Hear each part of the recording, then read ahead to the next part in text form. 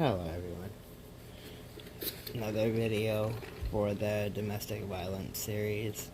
And this one is the silent ways that abusers control.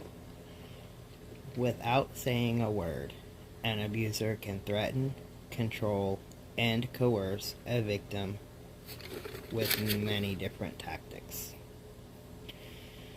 It is easy to spot an abusive partner when they're yelling at you or threatening violence. When they throw objects across the room, there's no mistaking that they are trying to scare their partner. When they call their partner a derogatory name or push them into a wall, these are clear indications that they're choosing abuse as a means of power and control. But when abusers choose more subtle tactics, a survivor can find themselves doubting their own intuition. This is where it can get tricky. So what is nonverbal abuse? Many survivors have told domestic shelters that they didn't realize they were being abused until after they left their partner and had some time to reflect. They knew something was off. They knew that they didn't feel safe, or they described the feeling of walking on eggshells at all times, but they couldn't see it as abuse. If this is describing your relationship, keep listening. Some of the silent but potentially dangerous forms of abuse that can keep a partner trapped will be totally listed. The silent treatment. While those of us in healthy relationships might find ourselves shutting down from time to time when angry with our partners, abusers use this tactic maliciously and often. The silent treatment can be used as an isolation tactic. An abuser refuses to acknowledge their partner simply to watch the power it holds over them. A pattern may emerge where the abuser explodes in anger following the silent treatment, or may expect the survivor to beg and plead before the abuser acknowledges them again. Many abuse survivors have said enduring insults or shouts is somewhat less damaging than the silent treatment. When they are shouted at least they knew that what was on the abuser's mind, and they also said that they felt better able to assess their own and their children's safety. Stone cold silence can reinforce the feeling of powerlessness and fear. Unspoken threats. Abuse can lie in subtleties that only a survivor might recognize.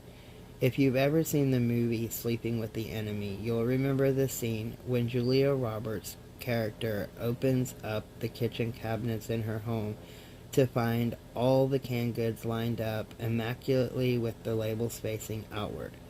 At that moment, she knows her violent ex-husband, she thought she had escaped from, had broken into her home. Abusers know what can trigger their partner's sense of fear and dread.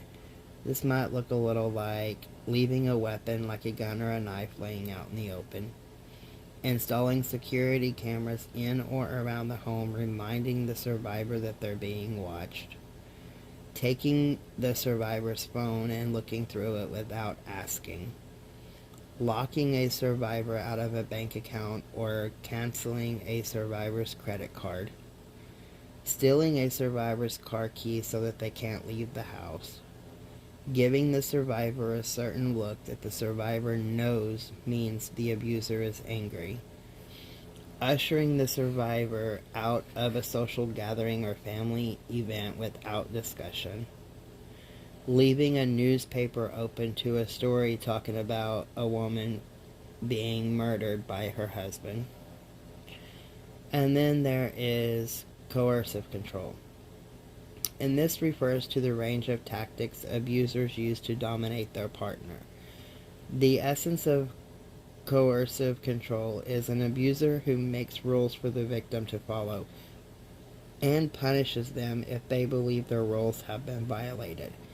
Coercive control can include verbal and physical abuse, but also more subtle tactics that can seem at first like they're rooted in care and concern. Some of these include love bombing.